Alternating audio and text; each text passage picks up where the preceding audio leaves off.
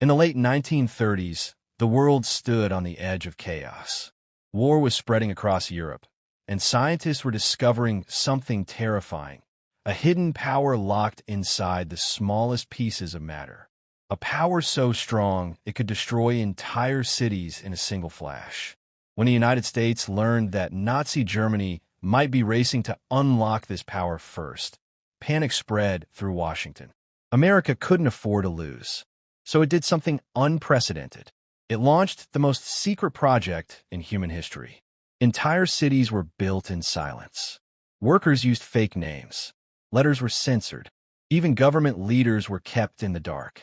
Over 100,000 people worked on the project, but most never knew what they were really building.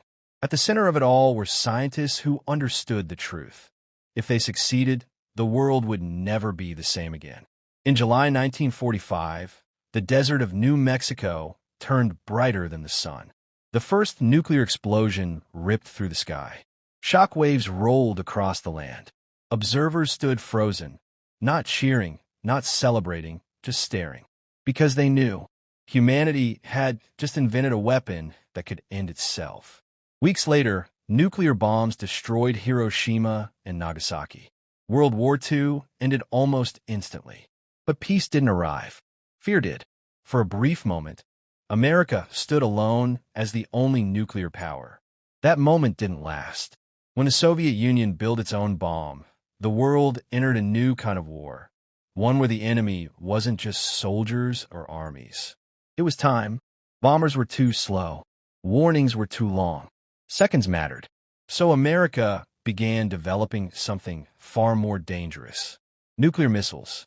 These missiles didn't need pilots. They couldn't be recalled. Once launched, nothing could stop them. Hidden underground, loaded onto submarines, pointed across continents. They were built not because America wanted to use them, but because it feared what would happen if it didn't. This fear created a terrifying balance, known as mutually assured destruction. If one side launched, the other would respond. No winners, only ruins. And somehow, this threat of total annihilation kept the peace. But the system was never perfect. During the Cuban Missile Crisis, the world came within inches of nuclear war. Missiles were armed. Orders were prepared. One mistake, one misread signal, could have ended civilization. It didn't. Not because machines worked perfectly, but because humans hesitated. Today, those missiles still exist. Silent, hidden, waiting. Most people live their lives without thinking about them. But they are there, a reminder of what humanity created when fear outran wisdom. America's nuclear missiles are not just weapons. They are warnings. Warnings of what happens when power grows faster than understanding, and how close the world once came to ending itself.